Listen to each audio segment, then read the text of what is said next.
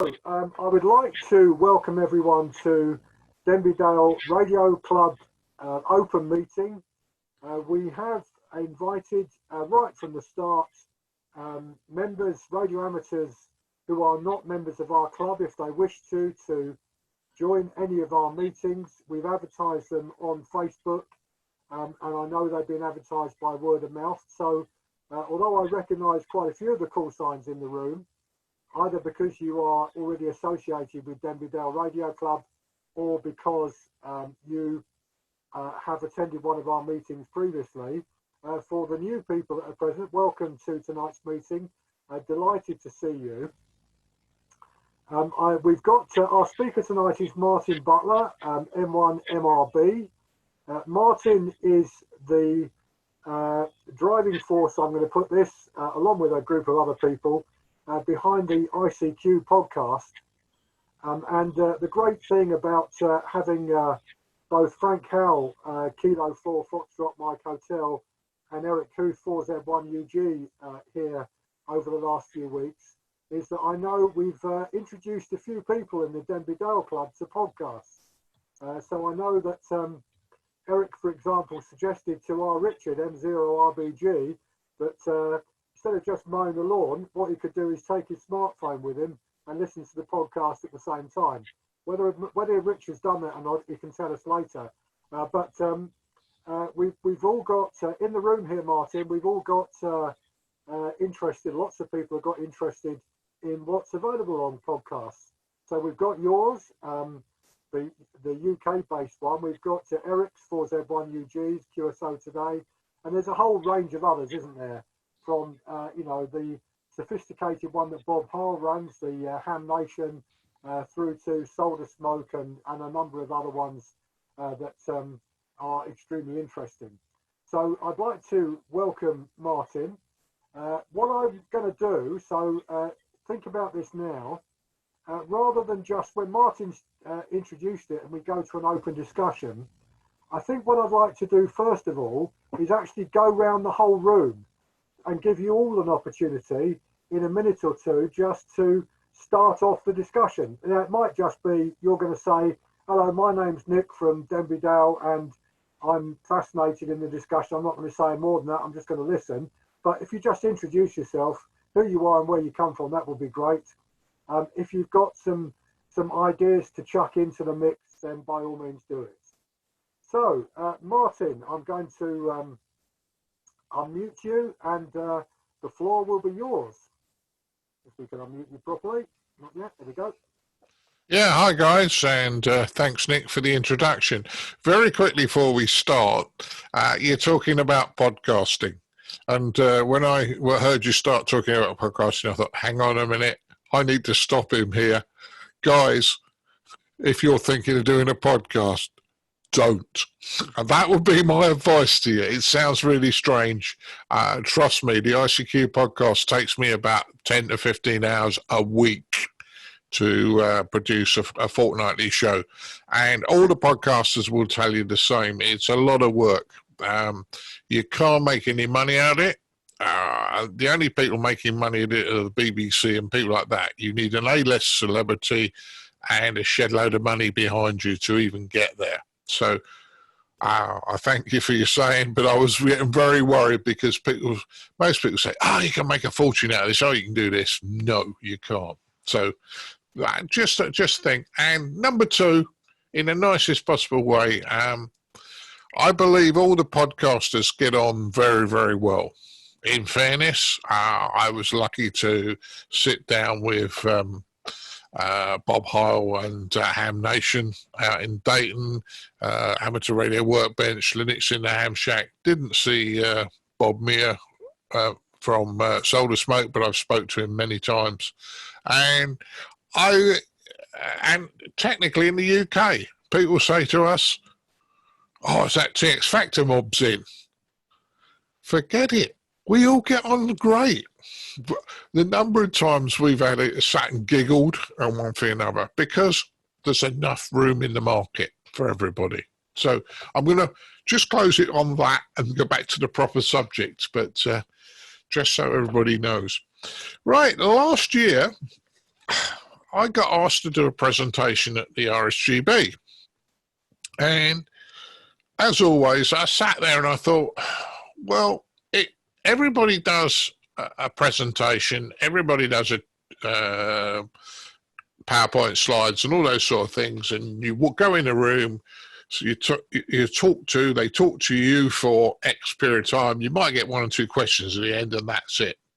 And I thought, now let's have a discussion. And one of the things I've noticed is clubs are at the moment in various areas of disarray. They're starting, some are falling apart, some are going away side, some are doing really well. But what I don't have the answer.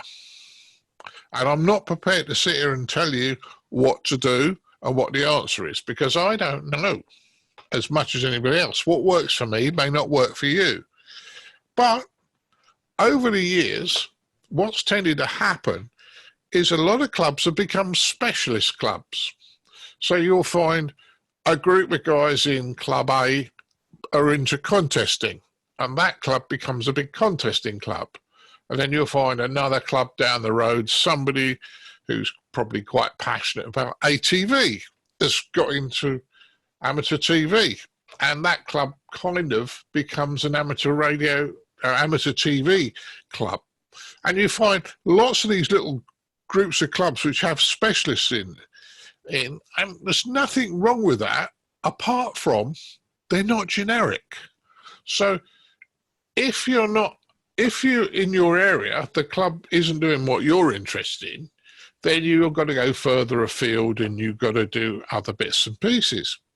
The other thing is, specialist clubs are great because you have a lot of knowledge there, but you're not attracting people and you're not broadening your knowledge. And as people lose interest, they will then have problems. The other thing is, and I'll include myself in this one because I'm 66, our membership is getting older. And one of the things I hear is a number of the older members of the clubs don't like to go out after dark. They don't want to travel in the dark when it's dark and cold. Now, if your club meetings, and let's face it, 50% of the year at least, is going to be dark when you hold your club meeting. So you're potentially only going to see some of those members if they come half the year. What a waste of their knowledge and being able to join you and do other bits and pieces. Our membership, the age is growing. We're getting older. Amateur radio is getting older. Now, there's lots of talk about how we need to get youth in, and the RSGB have done all sorts of things, and the youth committee, great. It's great.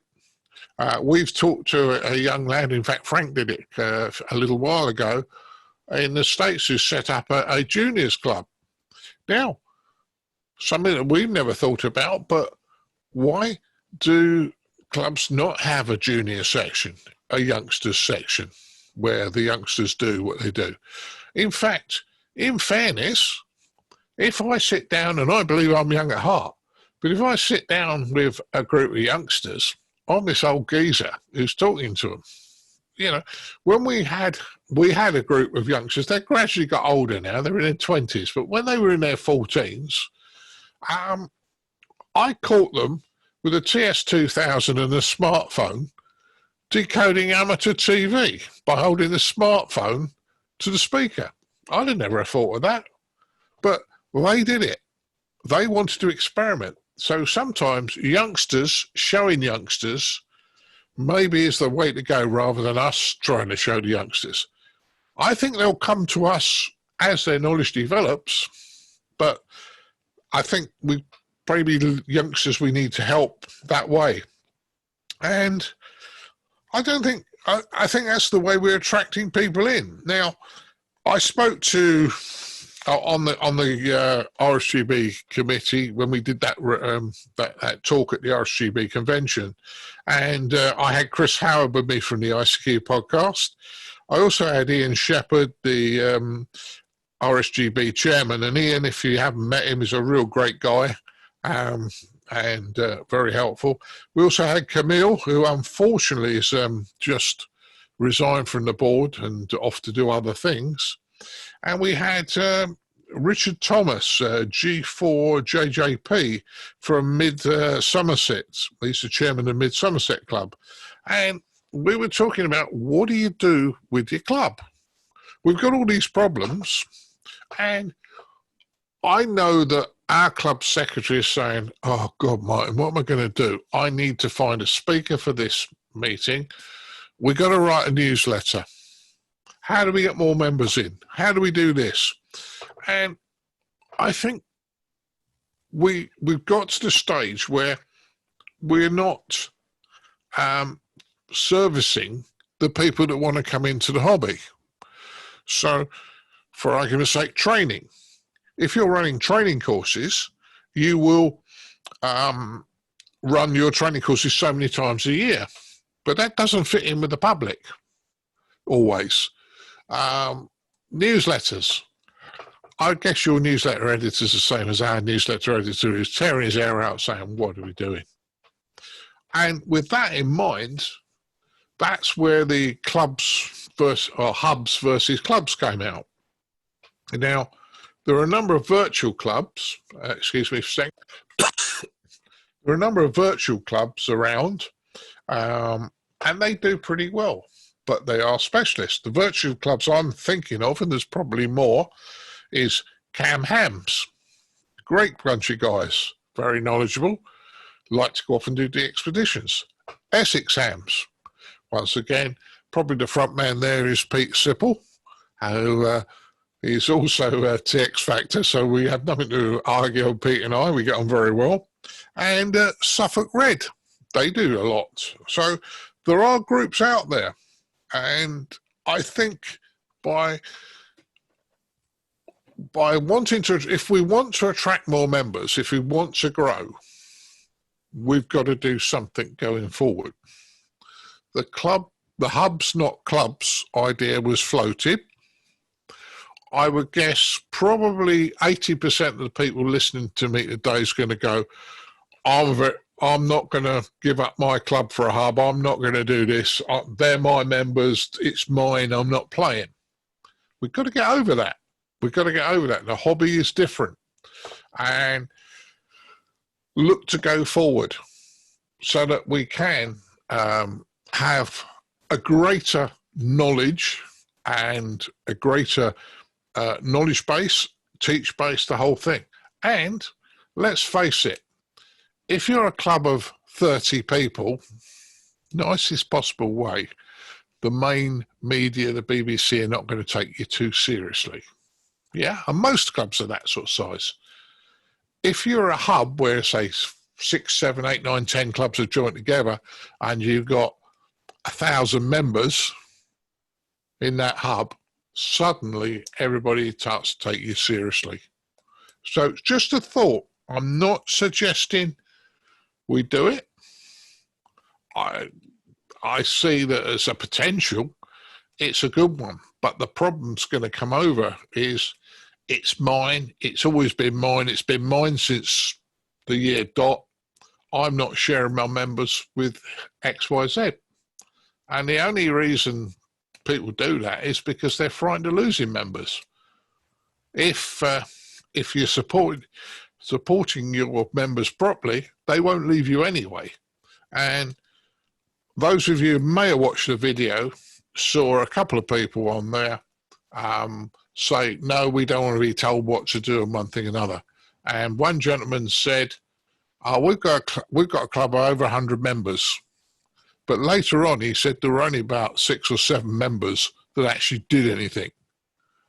That's the thing I think we have to worry about, is we have clubs with members, but most of the members are not doing anything. And unless we inject some new life in, the hobby's going to be dead. So, Nick, I've spoken long enough.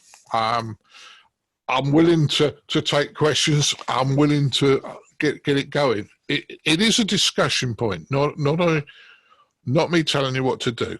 So back to you, Nick. Okay, thanks, Martin. Lots of food for thought in that.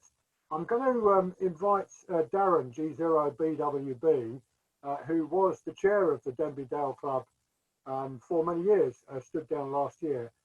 Just to give us your perspective, Darran, about Martin's contribution and where you think we should be going. Yes, good evening all, and good evening, Martin.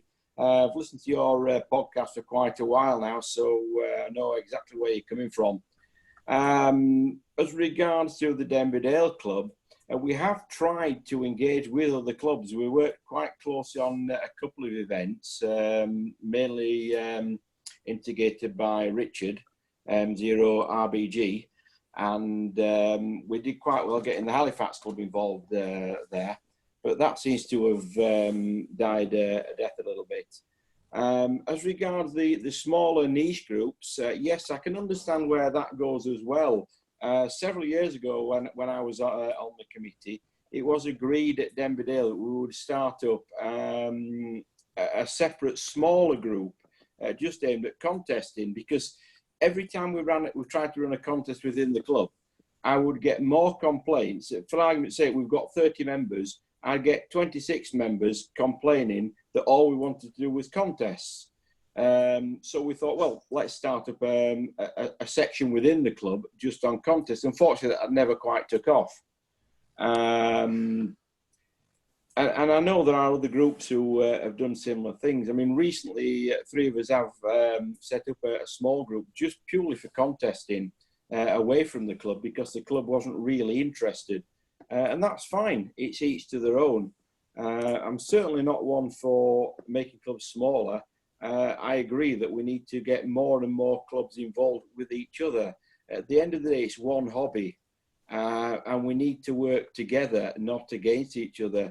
A great example of a club that has appeared out of nowhere or appeared out of another club is the OSIC Club, which has now become the 807 contest group.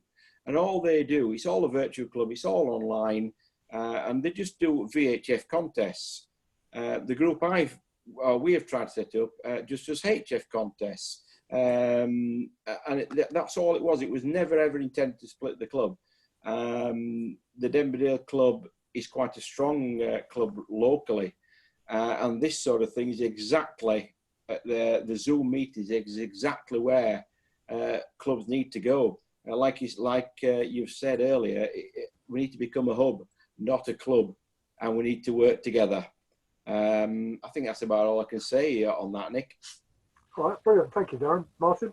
Yeah, what I was going to say is, I mean, this is almost, because we have members from outside the UK as well with us today, this is almost a hub meeting. Mm. We haven't called it hub meeting, we've called it your meeting, because quite rightly it is your meeting. But you've almost got the start of a hub here, right this moment in time, if you think about it. Well, just my thought. That's exactly what I thought. When Nick first started this going, I thought, what a wonderful idea. And I know a lot of people on here think exactly the same. And it's the only way to move the hobby forward. I also agree that we need to bring more and more young people into it, if at all possible. I've been a big fan of the likes of Jamboree on the Air, partly because that's where I first got my interest in amateur radio at the age of 11-year-old, attending a Jamboree station. And I've been involved as a scout or as a radio ham ever since then. I've not missed a single year one way or another.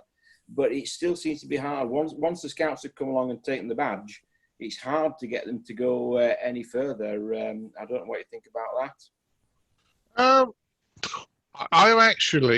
I get into trouble for this quite regularly. And you probably know what I'm going to say, because if you listen to the podcast. But I think amateur radio has become a little bit elitist, or it always has been elitist. There are people interested in radio. Now, the risk of about 30 people shouting at me in a minute. CBers are interested in radio. They haven't done the exam, but if they were interested, then we should show an interest in them as much as they should show an interest in us. But at the moment, there always seems to be a big fight. I mean, I went down on 11 metres the other week. One of the other ICQ podcast presenters said, come on, we'll get down on 11 metres and see what was there. I felt a little bit alien down there, I'll be honest with you. And the hardest thing to do is not to use your amateur radio call sign. But there's the PMR 446 stuff. There's people that there's nothing stopping us using the other stuff. And if you generate a discussion with somebody, say on PMR 446, and they then start to make more and more contacts, then they're probably going to say, what is this amateur radio stuff you doing? What is that all about? And then that's the lead into the next thing. Whereas, and I'll say it now, a large number of foundation license holders, and certainly some of the ones I've taught, have come over from CB, nothing wrong with that, and once they get their amateur radio ticket, they then go to war with CBers. And they go, oh, that's rubbish. And they go, hang on a minute. A, you were doing that two months ago. And B, why don't you embrace them into the hobby like we embraced you into the hobby?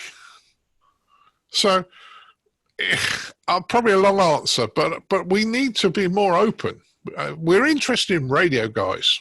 Yeah, the part of radio we're interested in is amateur, but we're only going to make other people interested in our part of the hobby if we maybe show an interest in what they do. Yeah, good point, Martin. Right, I'm going to start going around the room and just giving everyone a chance to chuck in. So I've got Tony, M0XTF, if you want to just chip in. Good evening, Nick. Yes, Tony, M0XTF, based in Suffolk, so I'm a little way away from you, a much flatter country. Saw the concept and thought, you know, I've got to have a listen to this because it just seems to be the way forward. And thank you very much for running it. I think my one-liner for Martin, and I am a fan of the podcast, I was vice chairman of a club and the chairman, and both of us moved on at the same time with no animosity towards the club, but it's moved on. And he once said to me, the problem with most amateur radio operators is they're terribly bad at communicating. He said it a bit stronger than that, but I'm being polite for the recording. And those words always echoed in my mind. Something like this is great. We're all here talking. If we go to one of the rallies, what do we spend most of our time doing? We don't go along stores. We bump into people we haven't seen for a while, catch up on things. And that's what we're doing on Zoom. I think it's great. And the difficulty I've got is that every time I hear somebody speak, you're all echoing the same problems we've all got. And we're all trying the same solutions. So I've not helped at all. But thank you, Nick. Back to you.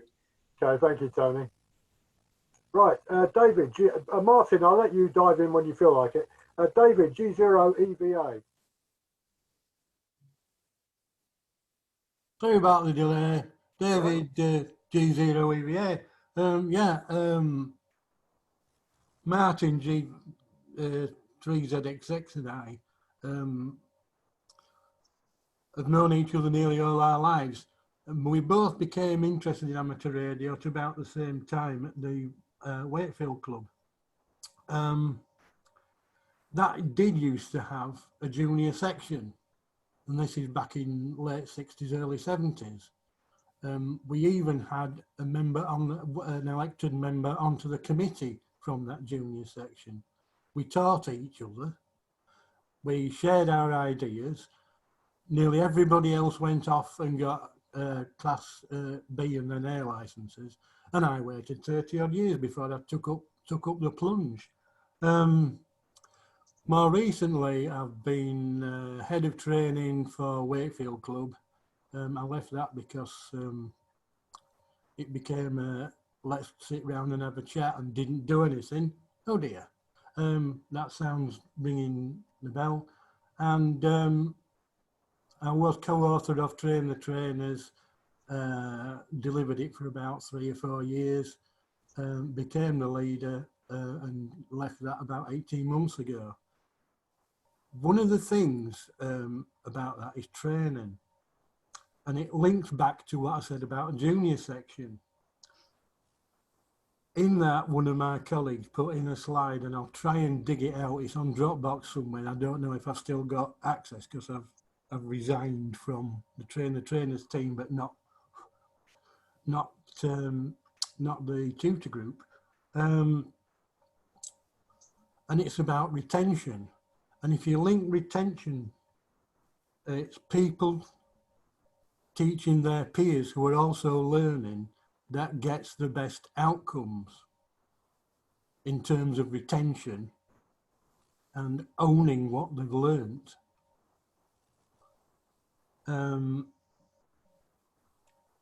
That's more or less the end of that, except to say that it kept us busy. For many years, up until I left the area and went to college, I still, as an SWL, and I know that doesn't happen much anymore, was a member of the Wakefield Club, and I learnt an enormous amount, which later proved useful in studying for the RAA. I also have got a note down here quickly about hubs and clubs and Suffolk Red. Well, I've also been to conference, is it conference? Nah. Convention on my 65th birthday, as my 65th birthday present. And I met some of the people from Suffolk Red and Essex Hams, and I've met some of those people at the Train the Trainers. So Train the Trainers became, in some ways, a proto-hub, in that the tutor groups IO, I'm looking for the right word, linked people through 20 people or thereabouts sitting in a room from quite a wide area and exchanging ideas. And one of the activities I used to do was on practical, running practical tests for the intermediate and foundation licensees. And after I've been doing it about 6 months, I decided to shorten. It was due to go on for an hour, and I decided to shorten it to 10 minutes of chalk and talk from me, and the other 50 minutes of the people who are participating, talking about their issues and how they solved them. And that's what this kind of hub, to me, represents, that all of us are learning in the hobby, because it's such a vast hobby. Some things you're not interested in now, but you might be interested in 6 months. And the fact that a wider group like this, putting it in inverted commas as a hub, keeps me interested and keeps me thinking about other things that I might have not been exposed to previously, because the hobby is so vast, and see someone who's passionate about their enthusiasm for it and get fired up. That's all I've got to say, really, that it's all about interaction in whatever form that keeps this hobby alive, and not communicating, going back to the end of the last point, is something we need to work on. I can't agree with you more, David.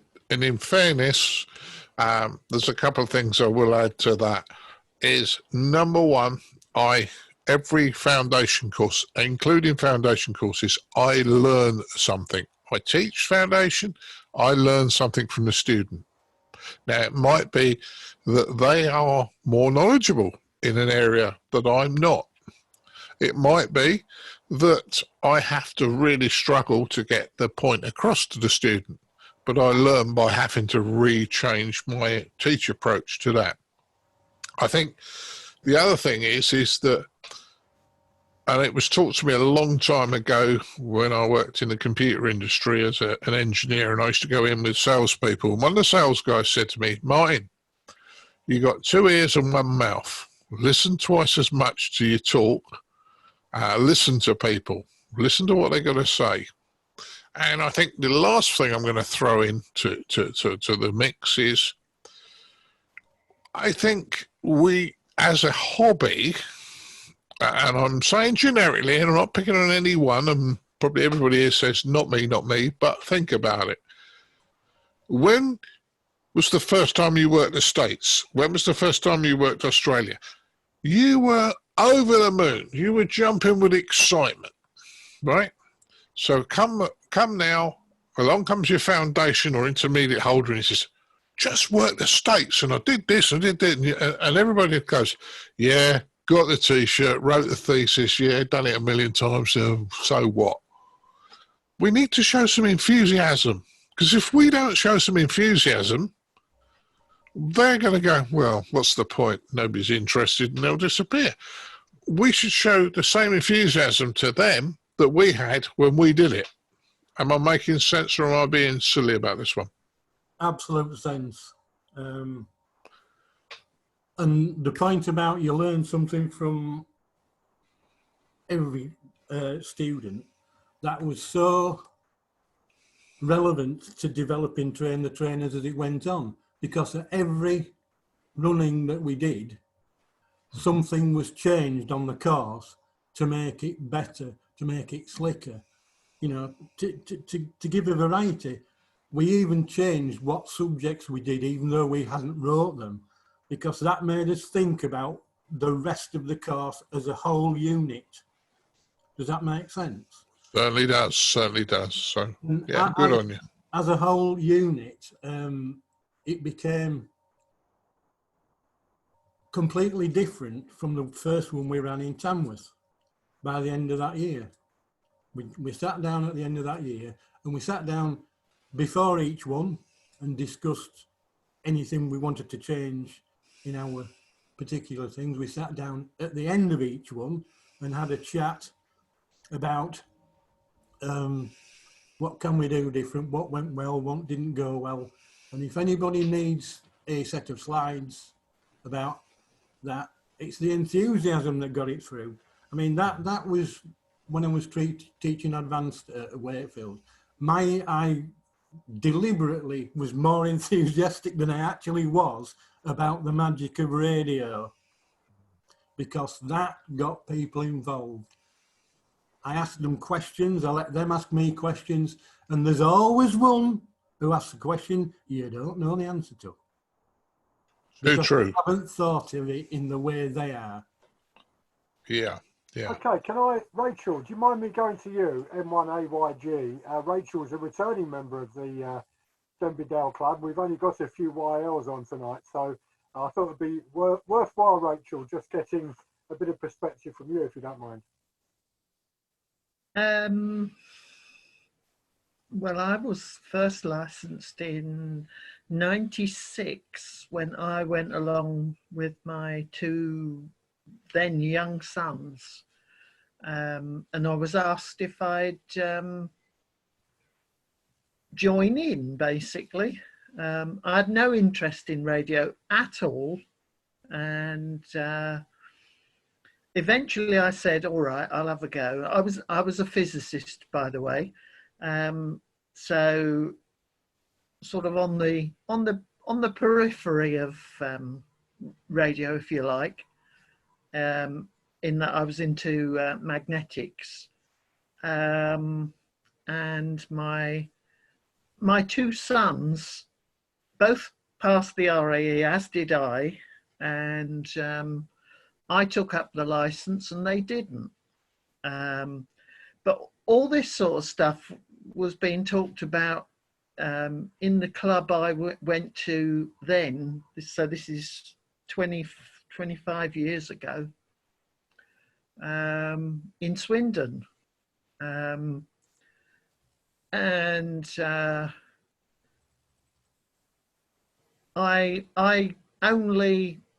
was only an M1, but because I couldn't, I always struggled to get the Morse. And so I ended up operating in the car, mostly mobile, and on the way to and from work. And eventually with life and what have you, I drifted away, and when I moved up here, I had still got all the kit and looked to get involved again, I suppose, and I joined the Denby Dale club in 2017. But I quickly lost interest because I couldn't, in where the location that I'm in, I couldn't hear any of the local net or anything. But my main interest is in construction rather than nattering on the radio. So I'm interested in the physics side, if you like, but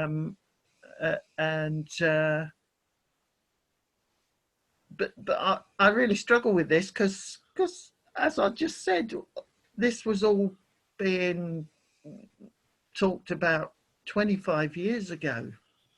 So what's happened in the interim?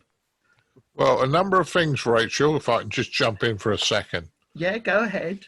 Firstly, yeah, not a mere M1. Us M1s have to stick together, right? We'll fight the world. Agreed. I never did the Morse boys. Sorry, it put me to sleep. So I can't help it, but there's nothing. What you will find is everybody brings something to the table. Be it a full licensee, a foundation licensee, intermediate, or a shortwave listener, or whatever. If they come to the table and they have a question, we should answer it. And everybody brings something. So never think you're a mere M6 or a mere M1 or whatever. Because trust me, being an M1 and not doing the Morse hasn't held me back from what I do. And I enjoy VHF. Let's be brutally about it. Number two, it rather worries me in the fact that if you were hearing these sort of discussions 25 years ago, what have we been doing all this time? Yeah, exactly. Guys? Really? I mean, I said I don't have the answers. I'm looking to try and keep this hobby alive because, in fairness, at some point in time, if we don't bring new people in, if we don't generate the interest, if we don't do all these things, I'm going to be talking to myself in 20 years' time because there ain't going to be on there. So back to you, Rachel. Don't worry, Martin. I'll talk to you. I look forward to it, and if we do meet up, or you come to the convention, or I'm at a rally, please come and grab me. Usually I have an orange shirt on, but come and grab me. Come and talk to me. Us M1s need to stick together. Well, I might have gone away again and come back in another 20 years and find the same things being talked about. Well, I hope not. I hope we do get some things. I hope not, Rachel. So do I. I'm going to. We've got a couple. I just want to get an international perspective. So I'm going to put either Nestor or Dimitris on the spot. For one of you, just to say what it's like in a radio club in Cyprus. Do you have the same discussions there? How active is your club and so on? So one of you dive in. Dimitris, you've unmuted yourself. Yes. Good evening, everybody. I'm Dimitris. Before Alpha Lima Sierra, I was licensed 5 years ago. I'm new to the hobby. And I'm currently a member of, actually I'm the president of Nicosia Club. What we've changed the last couple of years was that we've made the decision to let our members have fun and take for granted that it's a hobby. And because we felt that there was much pressure on the members that we needed to bring more people in and make our club larger.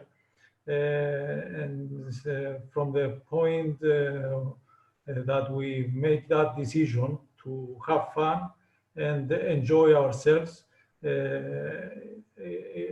something changed. It seems that the members, from word of mouth and the feeling that they were enjoying themselves, changed things.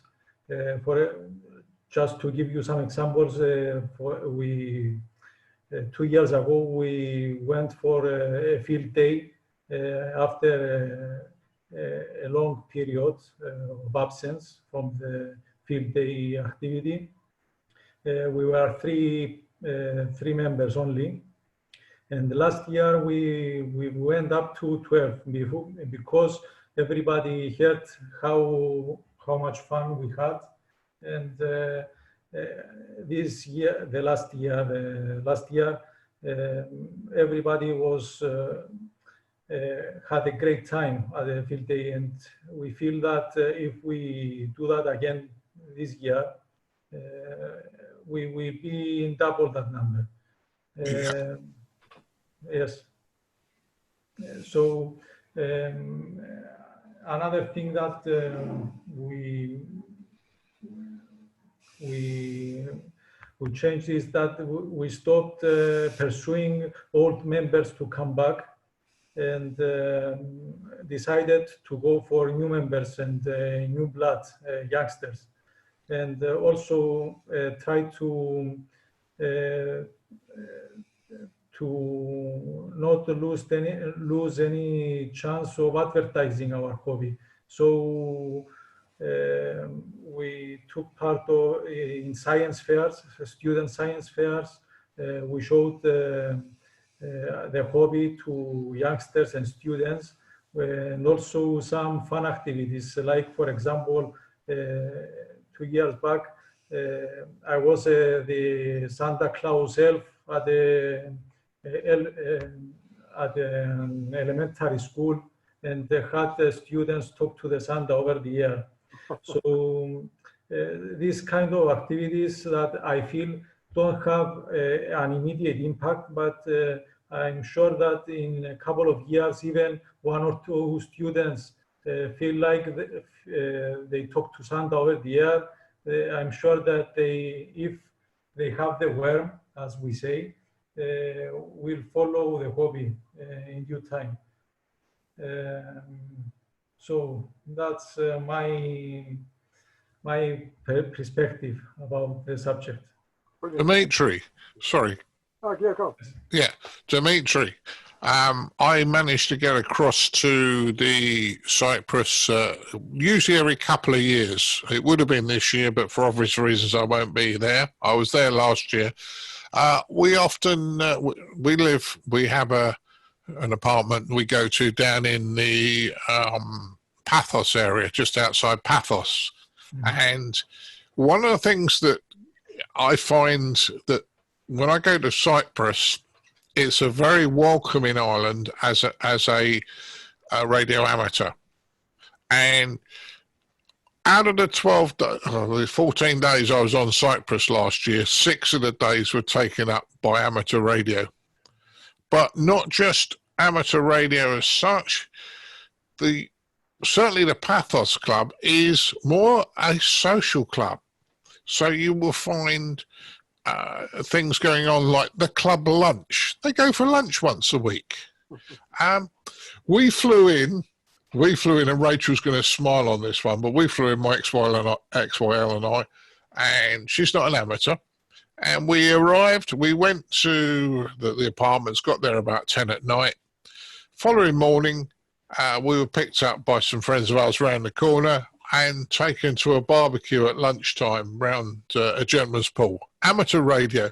Now, I told the wife it was a barbecue, and it was a barbecue round a pool. It was also an amateur radio junk sale, but we don't talk about that. But, in fairness, I find every time I go to Cyprus, I'm made very, very welcome by everybody. And, I work people I don't often, not only from the Paphos area, but I find it a very welcoming island. And maybe the social side, where the wives and the families go, is equally important. And I've been accused on the podcast of being sexist and saying, well, the guys had their meeting upstairs and the wives had their meeting downstairs in the bar and a meal. Well, not all of them are guys. There were ladies who are amateurs out there. There's guys, husbands that aren't. So, you know, it works both ways. But it was certainly a very sociable going to Cyprus. Yeah, that's Cyprus, yes. What we did in our club in Nicosia, we tried to make 3 outdoor activities, 3 social gatherings, 1 each quarter, let's say, and we make 3 presentations throughout the year. So it leaves us, we take 3, so it's we have a we cover 1 each month. Thank you for here. Okay, Thank you, Dimitris. Right, I'm going to, because we've got quite a few people in the room, I'm just going to chuck it open now to anybody who wants to, from inside Denby Dale or outside, want to just contribute to this discussion. Who wants to, anyone want to stick your hand up? Yeah, John, MW6WHL, far away. I'll unmute you. There you go. I've just unmuted. Good evening, all. Yeah, John here, MW6WHL. It'll be difficult in this conversation to not use the call sign, I must be honest. Yeah, I'm down in Newport in South Wales. I'm not sure of any other call signs, whether there's any other foundation level licensees on the call. Firstly, Nick, well done for putting this on. I saw it on Twitter, thought I'd join in. Great to see what's going on. And Martin, very interested in what you've had to say.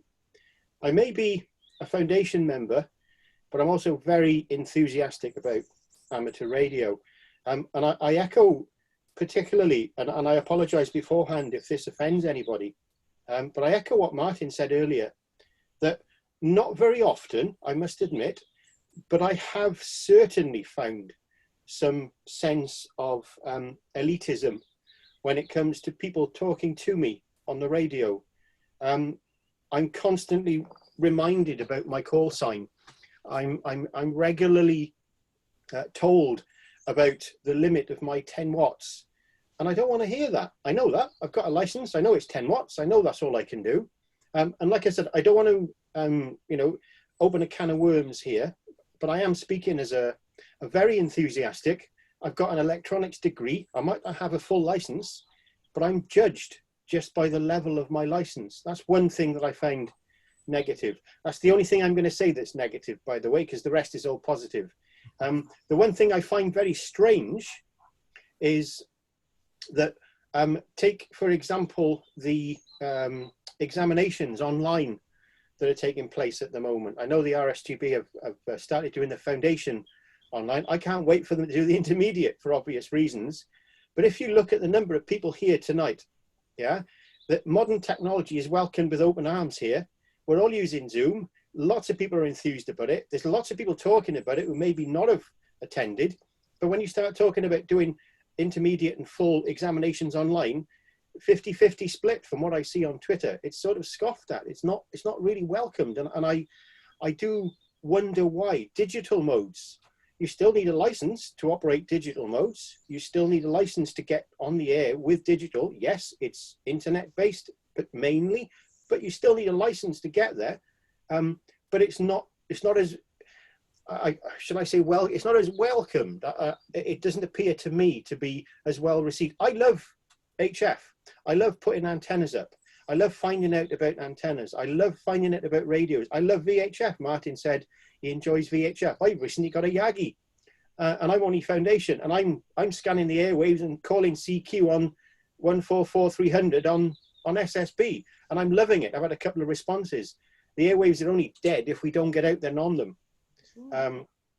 But anyway, I feel perhaps I've been a bit negative in those comments, and I don't mean to be, but that's my experience in 2 or 3 years as a foundation level license holder. I can't wait to get, it's obviously some pride in getting your intermediate and getting your full, and as I want to do that as well. I do tend to stick to the speed limit, or I think there's no real reason to do, you know, intermediate just to get an extra couple of watts of power out of your radio. And I think it is something we should strive for. But they're the things that I found in my experience. Apart from that, I should say that people at my club, which is Newport Amateur Radio Society, have been nothing but helpful in trying to get me, or help me get on the air, select my radios, etc. There's a couple of things I could suggest. I don't want to hog the mic too much, but there's a couple of things they may have already been done before. I'm not too sure. What about club nights where you talk to clubs, you try and get clubs to club communications going on? That might already exist. I've no idea. It doesn't have to happen at a club. It could happen at home. Your club night could comprise of all the members of your club getting on the air, meeting on a certain frequency, and green light go, contact a certain club or as many members of another club that you've prearranged to try and contact on that night. What about I've never seen any presentations on different radios. I don't mean, you know, the operation of, because that's what part of the license, you know, the training gives you. But I mean, what are all the different radios out there? What will they do? What's the 7300? What's the FT891? Let's have maybe a presentation, Martin, one of your fellow, I do presentations for the Welsh Photographic Federation to camera clubs. And I present on software. And we all know the myriad, you know, problems we get in trying to connect our radios to computers. There's another subject for a presentation evening. Lots of things. I'll leave it at that for now, but wondered, Martin, what you think of my comments. And thanks for letting me have the mic for a couple of minutes as well. John, I be honest with you, I was hoping to get to answer your question. Please, and this is another thing, John has raised something that's very important. If I'm driving down the M4 and I go through into Wales, I am more likely to work John as a foundation licence holder than I am a full licence holder. And the reason I do that, I would always go back to the foundation licence holder first, because the foundation licence holder is learning and coming into the hobby. And not necessarily yourself, John, because you sound so you've been in the hobby a while. But I spoke to a gentleman a couple of days ago on a repeater. He said M7, I was his second contact, and he passed his foundation in September last year. And he's been so worried about going on the air. And he came up on a repeater and he said to me, "Oh, don't shout at me if I do something wrong." I said, "Mate, I'm not going to shout at you. I'll help you." I said, "There's nothing you can do. Nobody's going to die if you don't give your call sign at the end of an over. Nobody's going to, you know, we shouldn't shout at people. We should help them. The idiots that shout at people and go, no, no, no, are the ones that shouldn't be in the hobby, quite honestly, because we need to communicate." So, and like you're saying, you've got an electronics degree. When I teach the foundation, I have to teach the technical basics, and it's basic electricity, really. You'd have sat through that, bored out your brains. I mean, you'd have probably told me something I might not have known. And that's where I think we have to be very careful. I mean, round the corner from where I live is, we used to be Decca Rakel.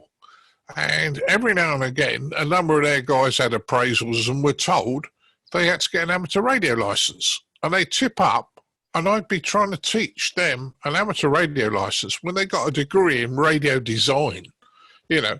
So we all have different levels of knowledge, and I'm glad you're being positive.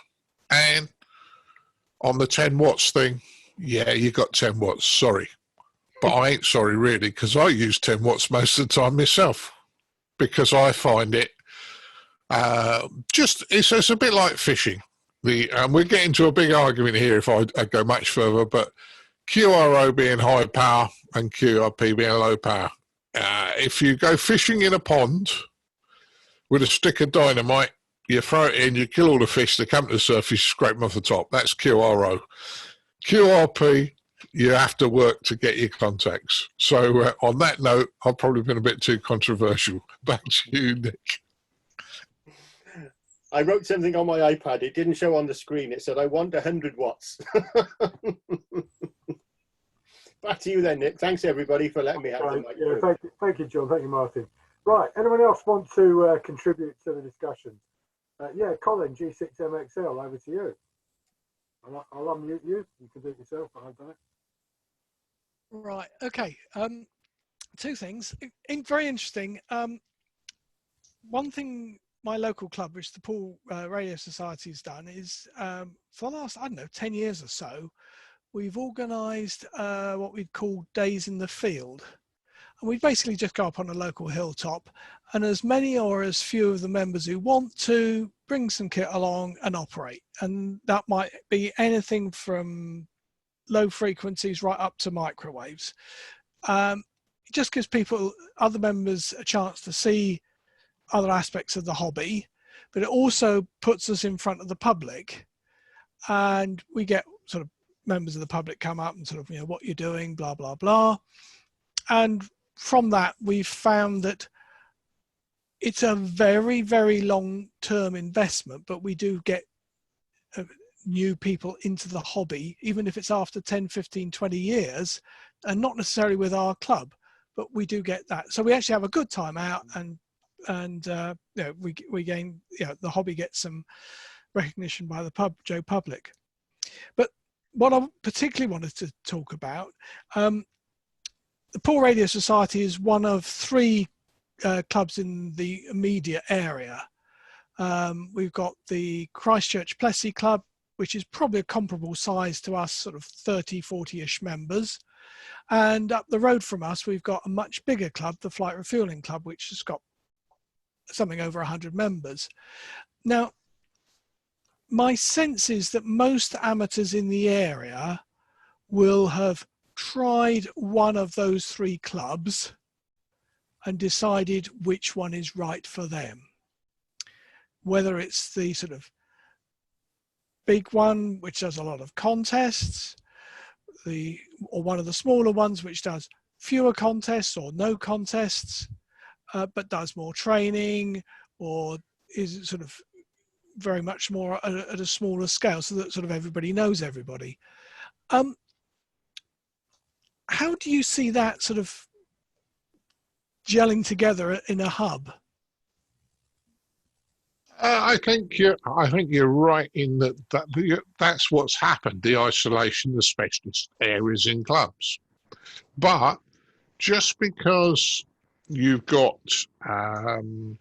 one club that is big into contesting, doesn't mean to say you won't have members that will maybe go and do the odd contest or want to find out more about it. And I think what you're calling field days, we at Sutton and Sheen call play days, where you go out and take kit and play in the field.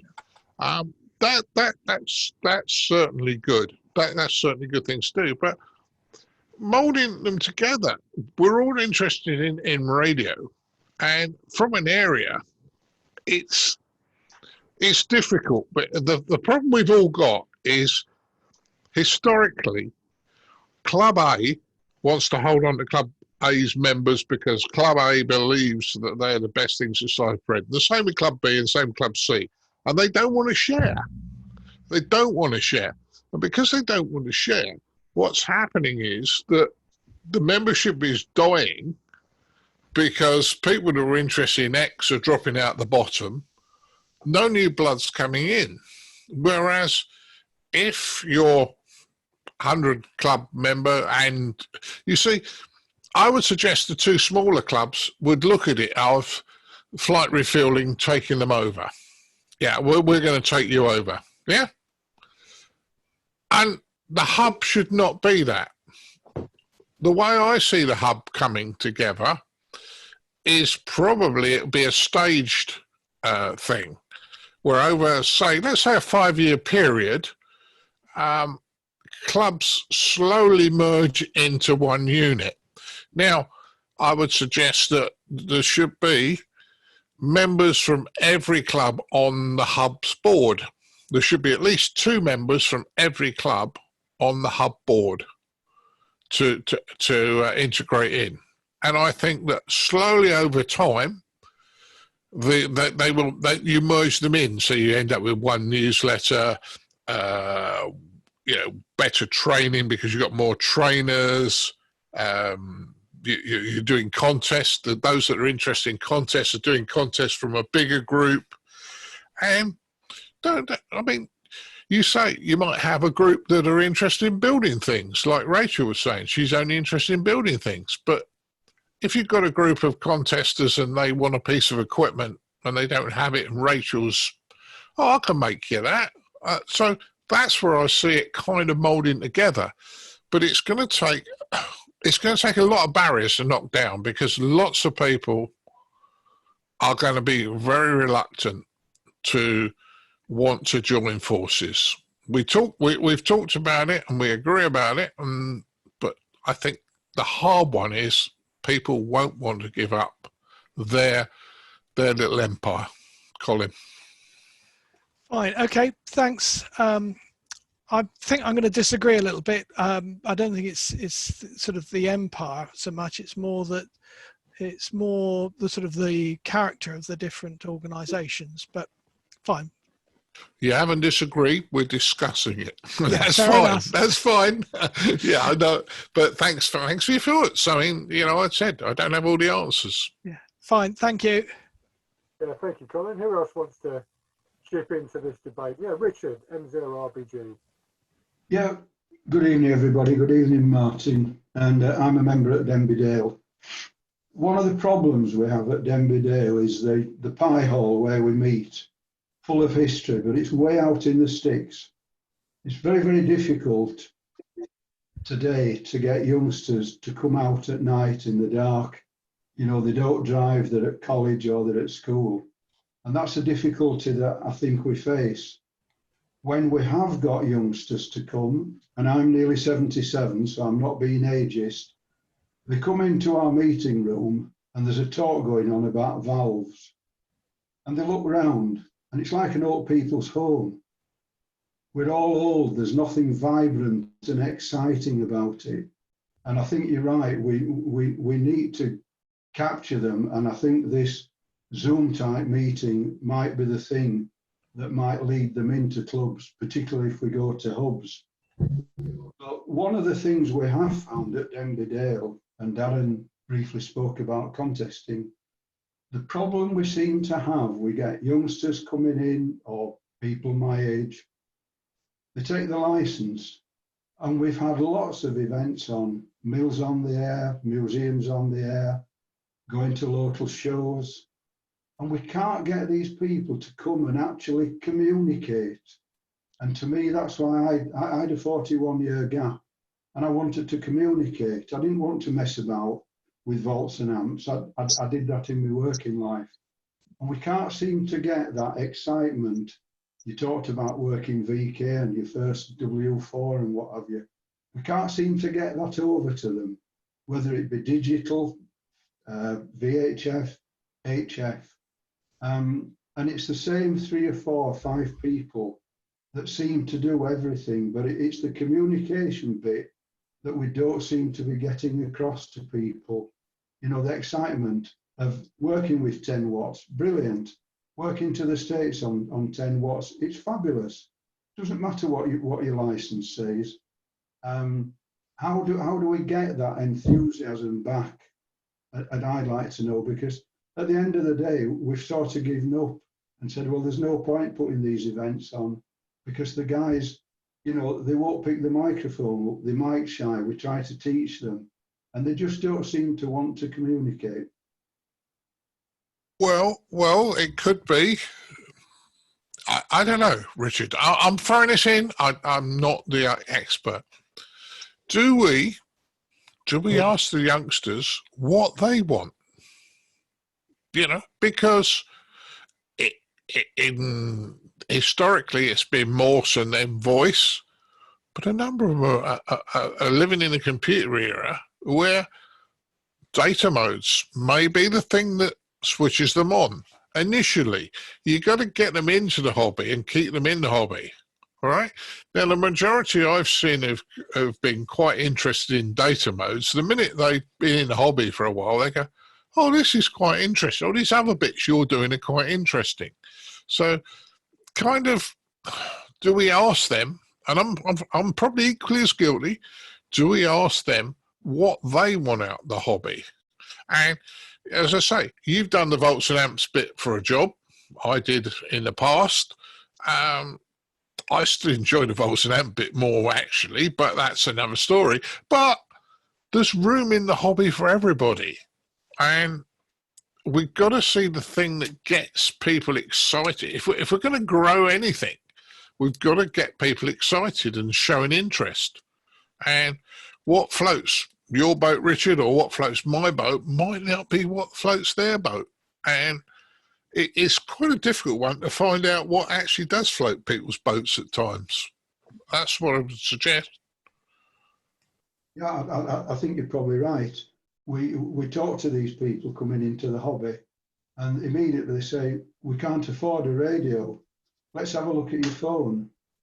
And they come out with £1,000 iPhone. And they're quite happy with that. And I think they feel that anything we do, they can do on a phone. And they don't realise, we're firing a signal up into space, not knowing where it's going to land. And it's that excitement that seems to be missing. Perhaps they have more exciting lives and they do more in electronics than we're doing. Yeah, I mean, I've seen the youngsters we had. They've grown up a bit now, but they were big. They used to have their own little net amongst themselves, and it was great. And they'd turn up for field day and operate and scare the hell out of us slightly older ones. I remember one of them turning up in the operating tent at midnight in a onesie, a brown bear onesie. Scared the hell out of the operators that night. But hey, that was their sense of humour. They were great. They were well behaved. We'll let them off for that. But I think, yeah, they do get excited. They do. There are other things that they're interested in. But when it comes down to it, if they're interested, let's say they're interested in Zello or whatever, yeah, it's still radio. It might be at 2.x gigs or 2.6 gigs or whatever. It's still radio. Let them have their fun. Let them have their fun and talking to people, which kills the mic shy off. And then they'll start, and then you can start explaining how, if there's a national disaster, as I lived through the tube bombing in London, the last big one, where all the phones and all the mobile phones and everything was shut down. Amateur radio wasn't, though. So, it's there.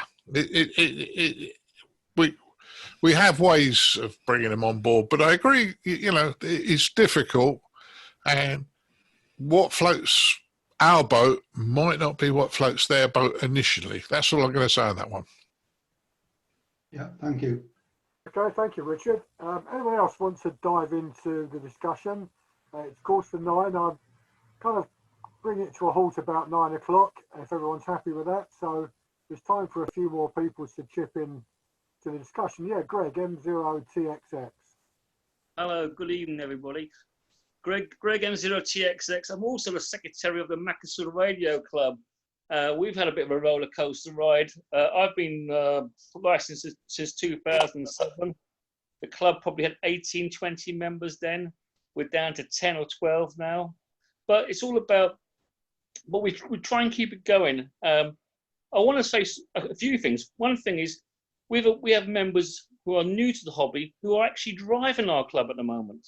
They're driving our club for their passion in satellites, into CFM, DMR, hotspots, all sorts of manner of things. I'm happy to go with it, as long as the members are happy to go along with it. We've got, on the phone at the moment, there's a conversation going on between our members. They're working stations and they're helping each other, spotting, or working as a team to actually do the radio communication. Then I'm listening to the conversation tonight and we're looking at why can't we attract new members? Well, when I was a little boy, I was dragged out of bed to watch Neil Armstrong walk on the moon. And that captured my imagination to space and technology. But what captures young people's imagination now? They've got all the technology to their feet. They basically believe they've won the prize, that they've all become end users. And aspirationally, our country has dropped back scientifically. We're not a country of science, we're a country of other people's science. Even though we've got some fantastic people, you know, Great British engineering is only second to Great British ingenuity. So the individuals doing it in their sheds, not on a mass scale. It's not being driven, it's not being sold. So we're not capturing young people's imagination in the hobby. We are, but it's not at a you know, government level. You know, I'll give you an instance. What we could really do if in this town is the council saying to us, you can have a bit of this building, and on the building you can put a satellite dish, antennas, or this. Here's the facilities for making some brews. Here's the facilities that parents would be happy for their children to come to. You know, a bona fide building. You know, what we got now is little shacks and little clubs, and you know, it's very hard to convince parents. You know, look, this is the hobby. Everybody has people have a sort of mindset of the facilities that clubs and modern societies provide people, and we don't simply have the facilities. We're not letting them sort of facilities. We don't have the facilities. It would get better facilities, better local support from the council, and use a known building where other activities go on. I reckon we would attract much more younger people. We've got we've got an astronomy club here in Macclesfield.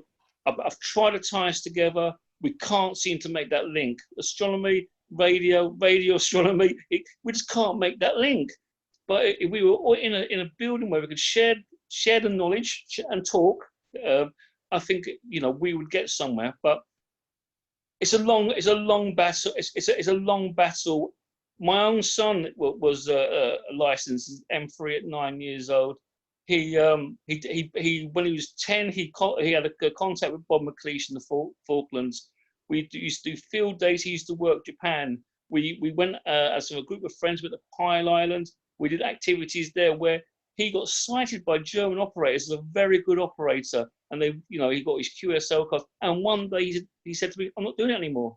And he went into computer science, you know, but he won't do radio. So I thought it's happening in my own family. So that's a conundrum we've got. So that's my point. Yeah, well, if in any fairness, you'll probably find he'll come back to amateur radio in a few years' time. I think he probably will. I'm gambling for your sake because I hope that does happen. You've just really described why we should move clubs into hubs, because if you've got a membership of 300 or 400 because you've merged a number of clubs together, that's when the councils will start to look at giving you or renting you accommodation. And unfortunately, don't get me wrong, I think you're doing everything right, but you're on a hide into nothing because you can't, because you haven't got the space, and most of us don't have the space. And there's an old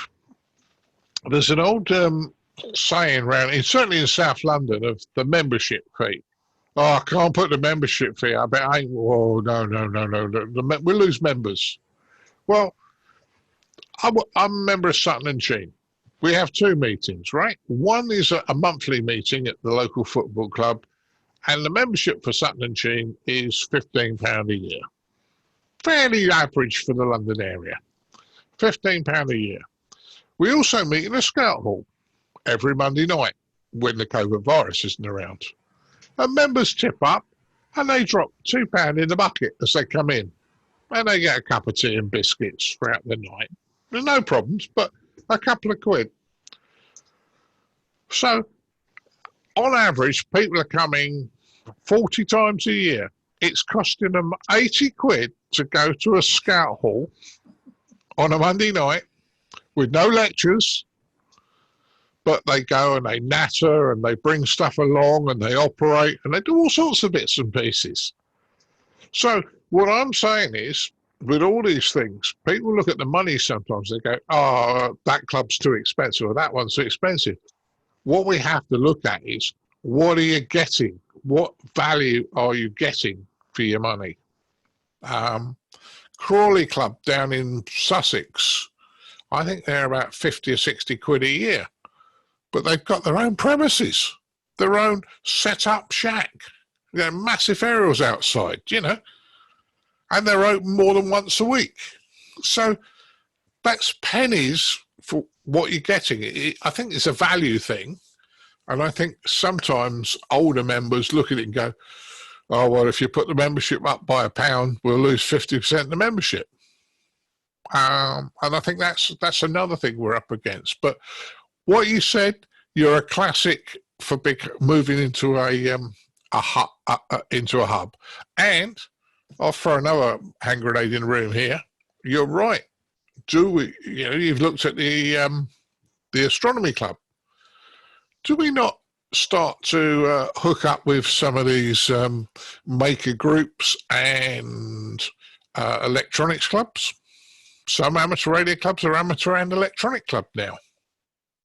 Yeah, because it has a general tie-up. Just a thought. I don't know. You're looking as though I've talked rubbish. Sorry. Me? Yeah. No. I agree. I agree with you, because I go to a festival every year at Jodrell Bank, the Blue Dot Festival, and there's no presence of the RSGB there. There's been Helen Sharman was there last year. James Burke was there last year. It was the 50th year of Man Land on the Moon. No RSGB present. So it just shows you that our hub here in the Northwest should be tied into some point with Jodrell Bank. It's a world. Everybody knows Jodrell Bank, and we're not making links. We're not making these fundamental links at a high level in this country to kickstart technology. The membership of look at the countries that run the world technology. 60,000 members or whatever, 70,000 members in Japan. The Russians. All these countries have a great interest in science. A great bunch of amateur radio operators. We have a great bunch of amateur radio operators, but we've got no lift-off pad for them people to go to. Yeah, but then, okay, I'm going to defend the RSGB just a little bit. I'm not a member of I am a member of the RSGB. Yeah. I am not somebody who works for them, right? And I get on very well with a number of the people at the RSGB. Having said that, we're also our own worst enemy, because if you look at it, only 25% of licensed amateurs in the UK are members of the RSGB. 1 in 4. So we're not supporting them as a hobby. Not you and me, but we're not supporting them as a hobby. Secondly, there are about 10 or 12 people that work on the business side of the RSGB. Yeah? The RSGB split into the business side and the volunteers. So the business side run the exams and all those sort of things. They do the books. They do all the administration type stuff. Outside of that, the rest is done by volunteers. So you've got to get so the problem is you've got to get a volunteer to go to an event at their expense. That's the problem. Whereas if there were more people and it was a bigger event, and the event you're telling me is a big one, but don't get me wrong, I do this from the podcast point of view. We look at an event, we get invited to rallies, I look at it and go, cost-benefit analysis. how much is it going to cost me in fuel, how much is it going to cost me for the day, and I get nothing back. I don't make any money out of it. Now, all right, you could argue I might get free entrance, but that's a drop in the ocean to what it really costs. Now, for other people like in the RSGB that are doing that, it's their cost to go to these things, which is a bit of a problem. And equally, I find often you don't get told about these things until it's too late to do something about it. Yeah? So sometimes I look at events and think, I'd have gone to that one if I'd have known about that one a couple of months earlier. But often events, and I look at it on some of the news groups, and these events don't come up until about 2 or 3 days before they start publishing that. And you look like a family, well, you're a family man because you've got a son. You know, you've got things planned for the weekend. If I suddenly said to you, there's a big show happening 20 miles from your house next week, you know, you've then got to either ruin all your weekend or you might actually be booked. So that's, I think we can do things better, put it that way. I do think that, how about this for a thing? I think the organisers at Blue Dot should be thinking, let's invite the RSGB. Not us scrounging and getting. Let us fight, because these people represent a technical aspect in the UK, and we're technical people. Let's invite them and ask them to put a space there. We don't seem to be. It's not the RSGB's fault. I'm not saying it's their fault. The RSGB do a wonderful job. I'm a member. I've been a member since day one because the representation. I'm just thinking that the value of technical people. We don't get that value. You said it earlier on. You said talking about the London bombings. Yeah, in America, there was some talk about getting a kudos for amateur radio operators in emergency events. We don't come on the radar here, but I think that them organisers at Dodgell Bank, and I will actually do an email to Tim O'Brien now after this conversation, and say, the RSGB, we're only too happy to come along and do a demonstration amateur radio at your event next year. I will do that because it should be on their mind.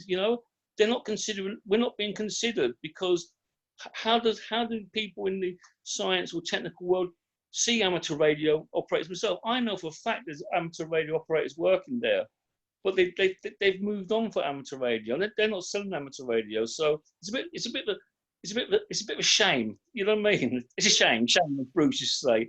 But I think it's a shame, And I think you're dead right, and I think it comes round to we are bad at promoting our hobby, and I think Nick said that very early on. We are sometimes bad at promoting our hobby.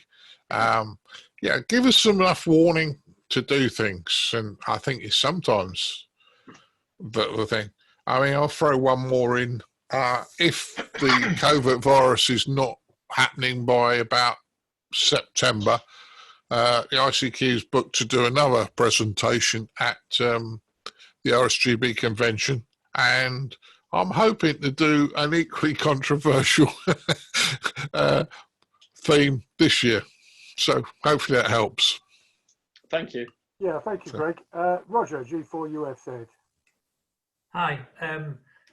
First of all, a bit of background. I got interested in radio early on. I built a crystal set under my covers as a kid. Joined Denby Dale 40 years ago. Partly, but I suppose mainly for the social aspect. That's what got me into it. And like what Dimitri said, the fun. That's one thing that's sometimes missing from a lot of people. The social aspect. Also later on, the Scouts and even the Air Cadets, a local Air Cadet group, uses radio. The key thing I would think we've got to focus on in the future is I would think of it anyway, is that radio is an enabler. It's not an end, it's a means to an end. So many different aspects. There's a guy I know who does, I don't personally know him, I know of him, who does high altitude ballooning. You might have heard of him, called Dave Ackerman.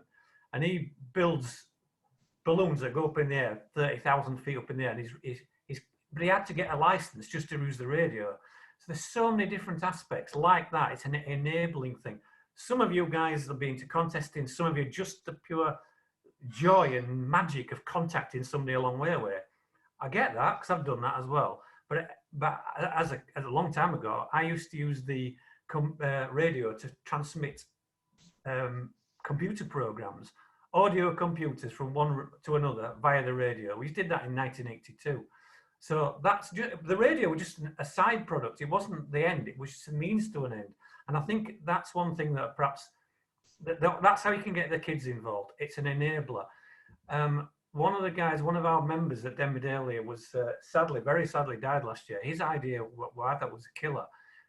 Schools have got the curriculum ties beautifully in with radio and the technology, and they're like I think I've forgotten who said that. The maker groups. Martin, you said that. Maker groups, electronics clubs. It ties in beautifully because they can learn all the physics, the electronics, and then end up with something that's actually usable for something else. They can make a weather system. They can make whatever. The difficulty with schools was, of course, dealing direct with schools. You can't easily go to the school. You can't even get into a school now without a DSB check and all this background checking. The current time is an opportunity to do two things. One, time shift it, because you can make videos and you can virtualize everything. So that aspect of it is made things much easier, I think, to engage with schools in future. Make a video, let this, engage that way to try and get people involved in it. That's my point, an enabler. Think about it as an enabling technology. Martin, what do you think? Yeah, I mean, it is an enabler. You're damn right. You talk to people. I don't think the lady's going to spot this that I was talking to, but I got talking to a lady this morning, and I'm going to use a derogative term, but I don't mean it that way. She has a different way of looking at things, and she's a bit of a tree hugger and probably go dancing around rings in the woods and one thing and another. Yeah, but she was talking to me about the Earth has a resonance and how it affects and it changes and every day and one thing and another. And we were talking about all sorts of things. And I think I might have just tipped her over the top this morning because I said, well, there's lots of things like that. And she was asking me about radio because she saw the aerials on top of the car. And I said, well, of course, you have to realise that light is in the radio spectrum. So therefore, our eyes are effectively a wideband tuner for the radio waves at the frequency of light. She said, yeah, but what does that do? I said, well, it feeds into the brain, which is effectively the processor. I didn't talk about demodulation and all this business. I said, your eyes are... I said, and the output stage is either you say something, you re-look, or you move. And so, kind of, we are a biological radio. Now, she's gone off to think that one through. I'm expecting to see her next Monday. It will be about right. I'm sorry, Rachel, I'm not being rude on this one. I mean, no, I got a lot of respect for the lady because she does actually believe in what she believes in, and we've had quite a few conversations about why things happen that they do, and she's worked out about frequency and amplitude, but she hasn't really correlated them. And I was saying very low frequencies like 17 hertz interferes with the brain. It does, and by all accounts, the Earth itself has a resonance of about just over 7 hertz, just between 7 and 8 hertz by all accounts. So, if it changes, people feel not so well. Okay, it doesn't affect me that way, but I can accept it. So I kind of gone off on one, but there's a lot more there that we don't know about. And there are enablers. We have to enable the fact that, okay, you're watching a television, it's a radio. You're listening to broadcast radio, it's a radio. Your mobile phone is a transceiver. It's, Wi-Fi, it's radio. Bluetooth, it's radio. It's the technologies are all variants that I think people don't always understand. They go, oh yeah, well I don't know this radio stuff, but I Wi-Fi at home and I've got Bluetooth. Well, okay, yeah, you know what I mean? Exactly. That's why it ties in so well with the school's curriculum, because it affects so many aspects of our modern life. In particular, like say computers, Wi-Fi, everything. So you can use that as a great hook to get kids involved, or at least pay more of an interest in it. A load of old blokes with grey hair talking to them, it just does not turn them on. I can tell you, it just doesn't work. No, well, agree with you on that. And you're right on the DBS checks. I mean, I've got 3 of them current at the moment. Yeah. But you can't go into a school. And the problem is, I think, with the problem with the DBS checks these days, you've got to have them. That is one of the things that will create clubs a little bit of a disabler. What you'll have to do is write your risk assessments on what you're going to do with young people. Make sure that you're not left on your own with a young person. I'm not going into great detail, but we had a young lad, one of the group of 4, that did some very naughty things via the internet and is no longer a member of the club and is on the sex offenders register. And he was 19. So it's not always dirty old men in their raincoats in their sheds. The public will think that. We have to get away from that. It's all ages. Hey? Sorry. Back to you, Nick.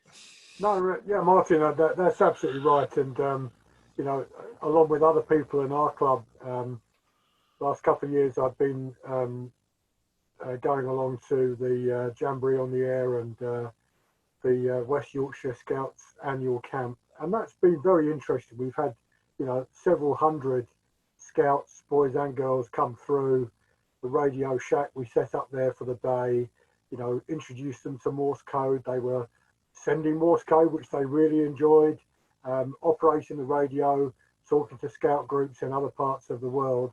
And that's very good. There was a stage last year where we were left in the room with 15 scouts, and the scout leaders that were looking after them, for some reason, had decided to disappear. We hadn't done a risk assessment, and you know, we were leaving ourselves open, weren't we? So there are all kinds of problems.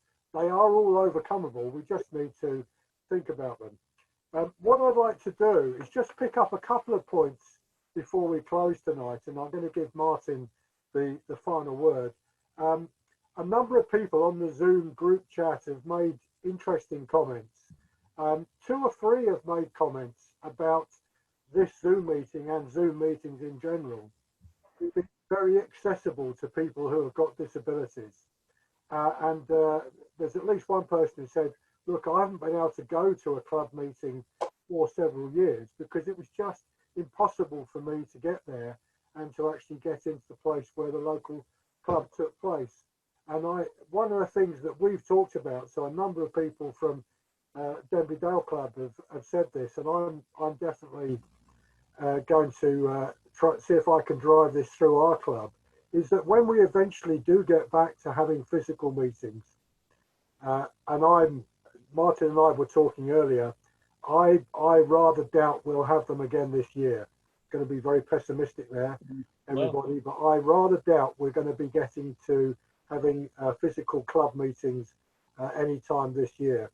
Prove me wrong, but that's probably the case. But even when we do, I think a number of us are extremely keen on running the online bit alongside the physical meeting. So let's have a big screen in the club meeting hall and enable people to dial into that meeting from their own homes who otherwise wouldn't be able to get there. Would enable us to have people like Martin and Frank Howell and the other speakers we've had at the club and we've got coming up over the next few weeks come and speak to the meeting that we would never normally see. And I mean, I agree with the comments, and again, this is on some of the chats that people have been saying there. The key to it is that this hobby is vast, isn't it? It's a massive hobby, you know, embracing people who have got, I mean, you started off with this, Martin, very discrete interests, like I'm interested in satellites or television or data or construction or contesting. And we've got people who, that's their only reason for keeping going on amateur radio. But we've also got people, and I definitely count myself along one of those, who just love dabbling in everything. I love play. Who was it? It was Demetrius, wasn't it? From Nicosia, who said, you know, the club meetings is about having fun, and playing with radio and playing with things is what I enjoy out of the hobby.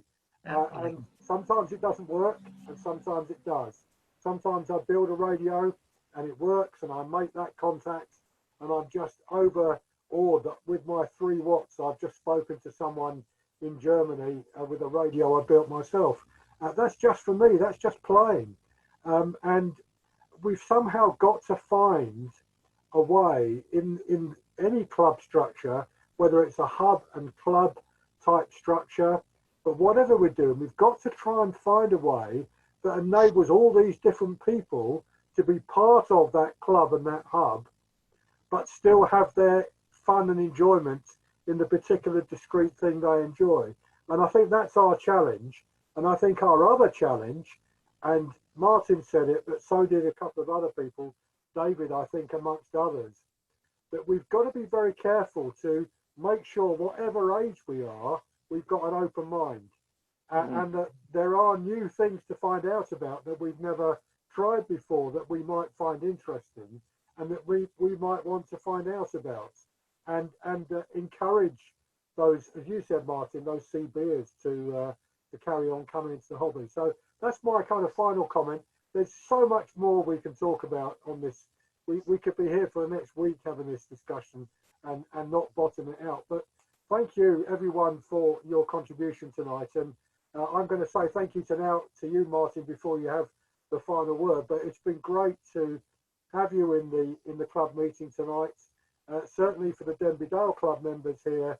Again, this is food for thought for us in planning where we're going to take our club, because I definitely want our club to grow. I definitely want our club to go forward and move forward.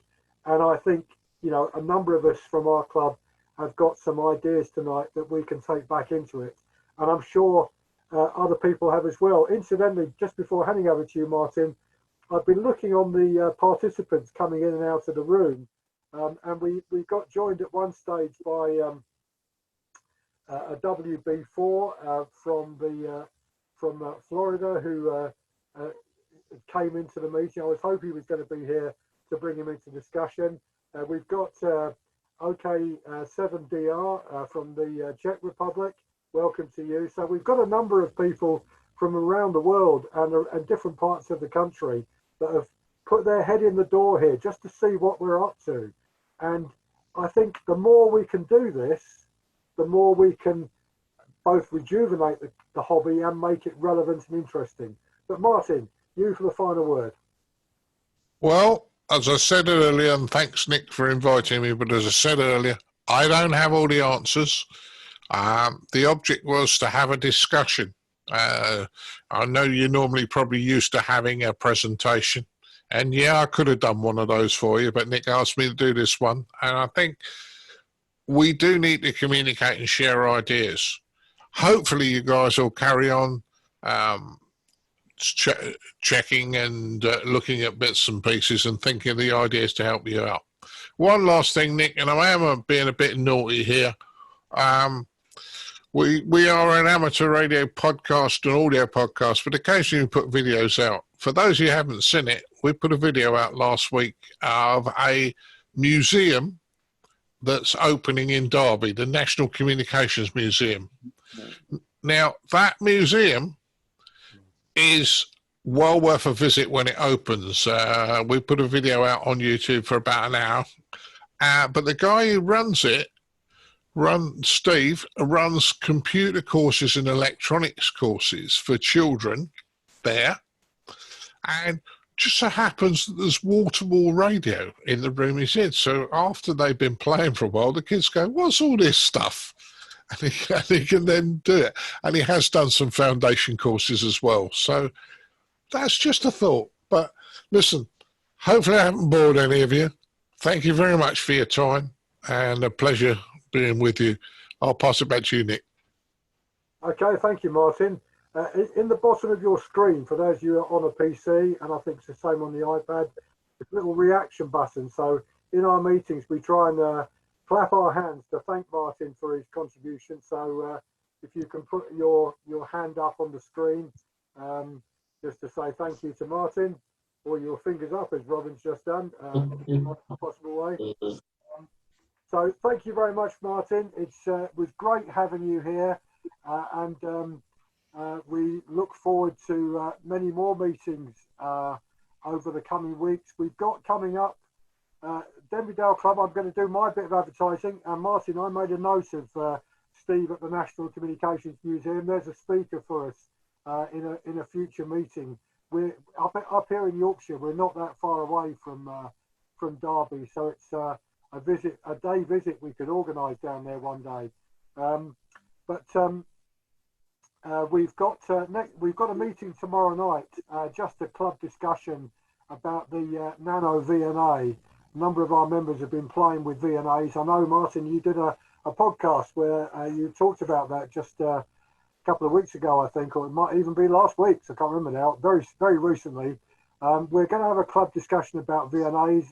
Anyone who's here tonight, you want to dive in tomorrow night, 7:30, if you've got an interest in the vector network analyzer, which you can now pick up for about 50 quid, do come and join the discussion. Next Wednesday, so Wednesday week, we've got our next meeting where we've got Robin Mosley, G1 MHU, who's very involved in AMSAT, and he's going to give us an introduction to amateur satellites and meteor scatter, and he's going to come back to do a talk about the space station and contacts with them and decoding their data. The week after that, we've got Don Field, the editor of Practical Wireless, talking to us about, he wants to talk about contesting. We want to talk to him about Practical Wireless. Between us, we'll get a good meeting from Don. The week after that, we've got Steve Nichols. Steve writes fantastic stuff for RADCOM and the RSGB on HF propagation. He's written a book on it called Understanding HF Propagation. He's also written a book I've got on my shelves here called The Stealth Antenna. Rachel, that's for you. That Steve's written. So we've got him coming to give us a talk, and then we've got Steve G0FUW, who's now the chair of the GQRP Club, talking about the QRP Club. And I've got a number of other people. We've got there we go. That's the book, Rachel. That's it. You can wave it to Steve when he comes. He'll be very pleased. So I'd like to thank everyone very much. You're welcome at all our meetings. I'll keep posting the details up on the internet, on Facebook. I didn't know anyone had been sending it by Twitter, but if anyone has, thank you very much and carry on the good work. But everyone is welcome to take part in meetings and to contribute. So, and in fact, one of the someone on here tonight, I've forgotten who it was now, who was here, might even be still here. I do apologise. Oh, it's Colin, wasn't it? G6MXL has offered to give us a talk on operating from the Isles of Scilly, which would be very interesting.